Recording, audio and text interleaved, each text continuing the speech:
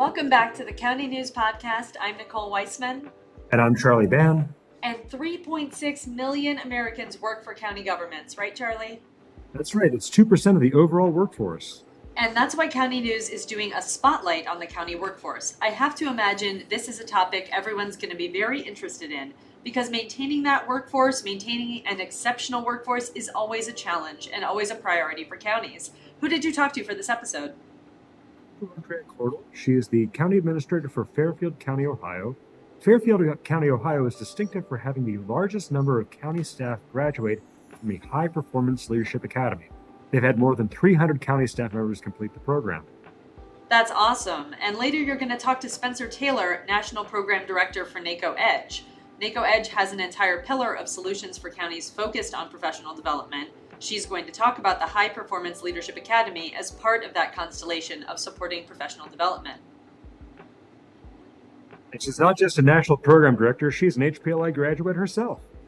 So am I, and it really is a great program, a great place to start when we're having this conversation about county workforce. Let's get into your conversation. Well, Aundrea, thanks for joining me today. So tell me about Fairfield County, Ohio. So I think Fairfield County is a pretty special place, and I've literally grown up there. Started when I was 18, right out of high school, and then finished up college and thought, you know what, there's no place else I'd rather work than Fairfield County. So went back, and I'm now entering 30 plus years. I won't dig into the details of that, but I think it's the employees that makes us pretty special, and having a background in HR and making sure that, we are investing in our employees, definitely I think drives and helps us kind of stand out from the rest of the state and the rest of the folks within our community. So you've had a number of roles within Fairfield County in that time. And you actually started in human resources, or early in your career, you were in human resources. Tell me about your own professional development in the county and what's helped you reach that pinnacle of being county administrator. Yeah, HR kind of found me. I did not know that that's where I was going to land, and I actually started out at our Child Support Enforcement Agency, so definitely a social service background. I think that and human resources does go hand to hand a bit, but it just really intrigued me being able to work with our employees and make sure we were investing in them. I always joke and tell folks that, you don't make anything in particular in public service or government, but you do, if you were to say you made one thing, it's your employees. And if you aren't investing in them and listening to them, then you're just setting yourselves up for failure, because obviously our compensation is a little bit different typically than the private sector. So I feel like we need to pay more attention to sometimes the non-tangible things in order to be able to recruit and retain the staff that we need to serve our public.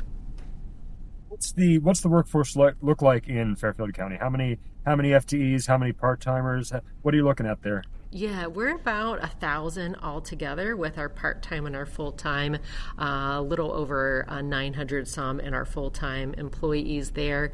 And we've steadily ticked up just a tiny bit year over year, but have kind of hovered around that mark for a number of years. We do pride ourselves on trying to make sure that we are doing the most that we can and being, very cost efficient with our taxpayer dollars. But there's sometimes that, you can't have a system or a program to replace the staff. And so it's really important to make sure that we're getting those right people to do that public service. Yeah.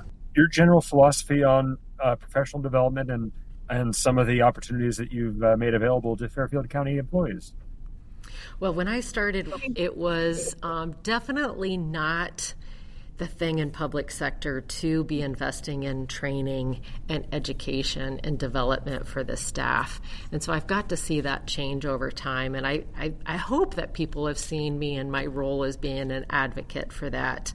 Because if we're not investing in our employees, then, we're doing ourselves and them a disservice, as well as the public, because that's who's going to be receiving those services. And so I think sometimes it's difficult to find that right mix. What makes the most sense? And county government, we serve so many different people and have the responsibility in so many different areas. So it can't always be a one-size-fits-all. You might need to be getting specific training or education or development for a particular type of your workforce. And then sometimes you can have some broader applicable opportunities that make sense for the larger group. And the one thing that I have noticed is that sometimes in government and public sector, we just promote that really, and I'll take social service as my background there, a really great caseworker. And then we think they're going to make a really great supervisor, but we don't give them any tools in their toolkit in order to do that. And that I've really tried to make sure that we do a better job of in Fairfield County, that you can be a great caseworker, but then are we helping develop and skill you up to be that great supervisor? Doesn't naturally happen. What are some of the tools that have helped people make that jump to management from their specific work function? Mentoring internally, that's an easy one, right? That, there's not a big price tag associated with that, because sometimes people say, well, we just don't have the budget for training and development. Well, look within. What resources do you have that you can utilize and take advantage of there? Somebody else has walked in the shoes of that person before, and what was successful for them, what wasn't. So there's that, but there's also lots of other resources, typically within associations that counties are connected to. And how can you maximize or take advantage of those opportunities as well? And then sometimes it's just those little informal things, somebody else taking time to check in on somebody and see what they need. And it's not always going to be like a course or something of that nature. Sometimes it's those more informal relationship building opportunities that are helpful and make those connections for our emerging leaders or supervisors. Something you mentioned earlier that I'd like to explore. You mentioned back in the 90s, public sector employers weren't really focusing on development like this. When did you start to see that change and become more of the mode for public sector? I think when the workforce really kind of started demanding it from us. They weren't okay with just a fair rate of pay. They wanted more. We were hearing more, benefits, paid time off, things like that. But then it came about like, what are you doing to help me be a better employee? We would get questions like that in interviews and even our stay interviews that we started conducting. And so that made us kind of pay attention a little bit more, okay, well, what we've always done isn't working anymore. We need to make sure that we are adapting and listening to what our employees want that are with us, and those that are taking a look and seeing if they want to become part of our team or not. In the realm of professional development, what doesn't exist that you think some of your employees would benefit from?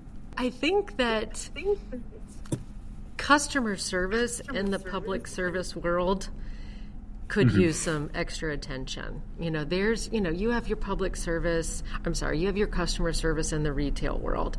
What we do is a little bit different. And oftentimes I think we lose sight of that we're there to serve the public, and what are the things that we need to be offering our employees to make them meet those needs and provide those services or interact with the public in a way that helps the public to understand the service they believe they're either getting or not getting, how they have that transparent access to their local government. I think that is maybe a unique thing in our world that we could use a little bit more of. And given your pool of applicants, where you have you're a little bit outside of Franklin County, so you've got a major metropolitan area nearby. Where are you looking for some of your when you go looking for people to fill open roles? Where are you looking regionally? Yeah, so it's a blessing and a curse to be right next to a metro area such as Columbus, Ohio. And I think what we do pull from those folks, some people would prefer to not work right in, that more urban area. They're looking for a little bit of a mix, and our county offers that. Being attached right next to that metro area, we have an urban component to us, and then we get a little bit more rural as well. Sometimes sometimes people prefer to work outside of where they live when they're in public service. So that's helpful sometimes too. So we may not be able to be as competitive in the compensation realm with, the bigger players in Franklin County, but I think we're able to offer some other things that aren't necessarily that you can monetize. So we try to play on that. So what has worked for you in terms of giving you enrichment and opportunities to learn outside of your daily responsibilities with the county? Yeah, so I became part of, it's called the Ohio Public Employees Labor Relations Association, which is also part of National PELRA, early on in my HR career, and that has been huge. The networking and the training and education that I've been able to get from that association has been, I can't put a value on it. And the people that I've been able to connect with, and that's helped me in my own personal growth, but then it's also helped me become a better leader within the county. And so you have to seek out those opportunities. So some things come to you and present themselves naturally. Other things, you've got to go in search of it. And that was one that I had to put myself out there a little bit to join that group and to engage, and it's paid dividends. What are some of the skills you value the most that you've gained in your professional development process? So public speaking, I think that's something that everybody could use extra help and time and attention to, but you don't really perfect that craft unless you're doing it. And so I've been given lots of different opportunities to get better, exercise that, and it's allowed me to kind of gain confidence in different skill areas that maybe I didn't have. But, when you're talking about something, you have greater confidence when you know exactly what you're speaking about. So sometimes I would dig into a subject a little bit more if someone was asking me to speak on it or present. And I've appreciated that because I probably would have backed off from that a little bit more. And I think any time that you can convey a message, it just helps. Right? You are able to confidently talk about something.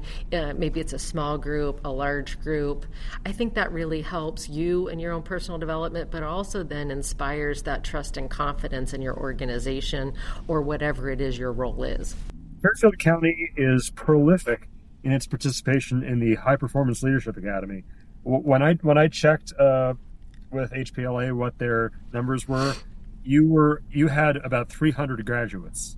Does that sound right? It does. Wow. We have really made a concerted effort to invest in that program, and I was one of the first participants. It was myself and two other employees, and we were kind of piloting it. We were like, let's see if this is worth it. Does it have the value that we want to invest in? And it definitely did. All three of us walked away going, that is awesome. And with over 300 people now graduating, we talk the talk of the High Performance Leadership Development Academy. Our favorite one is you bring the weather.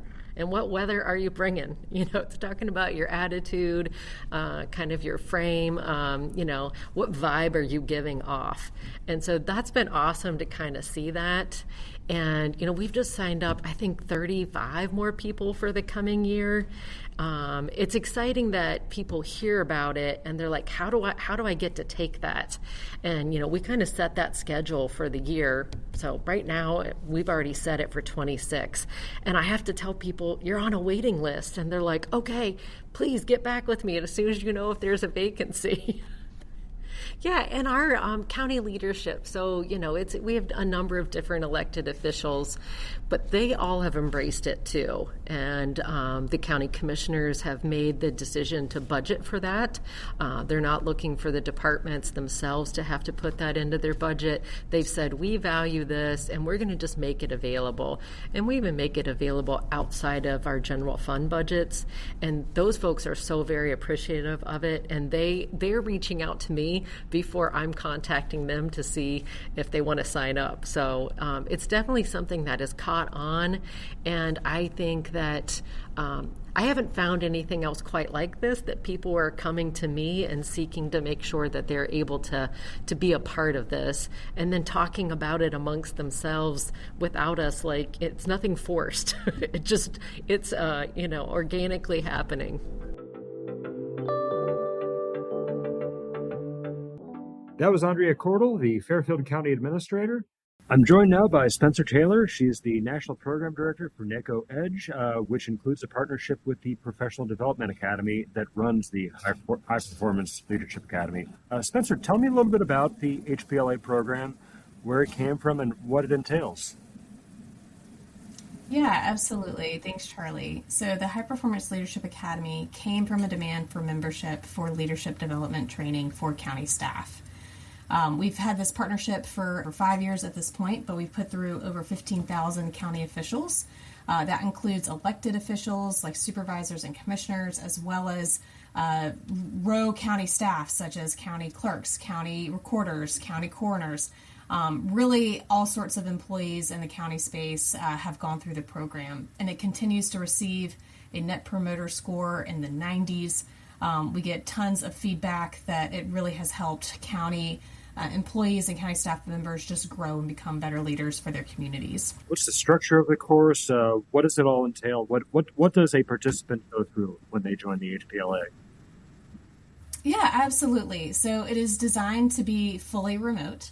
It does require probably about 10 hours during the work week, but it's self-paced. So if you have all 10 hours on a Sunday to knock it out, or if you want to do a couple hours in the evening every day, it's really self-paced and up to you how you want to complete the coursework. It's a mixture of videos, of reading content, and then once a week you are also placed into a small group whereby you meet with your peers to talk about what you've learned throughout the week and the content and how you apply that to your everyday work. And then on Fridays, we actually meet as a larger cohort group, so that can be over 500 people from across the country, where you kind of take the best practices from that week's content and stories about how that's been applied to your day-to-day work and share with the larger group. The course takes place over 10 weeks, and we have instructors that actually talk to you, coach you through the program, and it's a great way to just network with other county staff across the country and figure out best ways so that you can improve your county for your community. Have you participated in the course? I have, yes. Actually, Matt Chase has encouraged many NACo staff members to go through the course. And we actually have specialized courses as well. So the High Performance Leadership Academy is our flagship program that's 10 weeks. But we also have shorter courses that run 6 weeks to 8 weeks for artificial intelligence, as well as cybersecurity leadership. And then there's actually a phase 2 of our flagship program called Leading on Purpose. I've only been through the High Performance Leadership Academy. I thought it was a great program. I got to network with a ton of people from all over the country, learn from a lot of our members about what they're doing and how they're applying different leadership skills. And I really thought it was a great program to help me grow professionally. Some of the skills that you find yourself leaning on that you learned in the program? I would say my favorite lesson from the course that I remember and try to apply on a daily basis is that you bring your own weather. And it's so important to, when you step into the office and you work with your team, to not let the challenges get to you, to bring you down. That attitude can go so far in creating a better day and helping you complete your tasks, helping you work better with your team, and ultimately just helping you accomplish what you want to accomplish every single day. If county or a county employee wants to enroll in the HPLA course, how should they do so? It's very easy. You just send me an email. My email is S as in Sam Taylor, Taylor @naco.org. Spencer, thanks so much for taking the time to talk about HPLA with us. Absolutely. Right. Thank you so much, Charlie. Thanks for joining us for the County News Podcast. You can hear more at naco.org/podcast.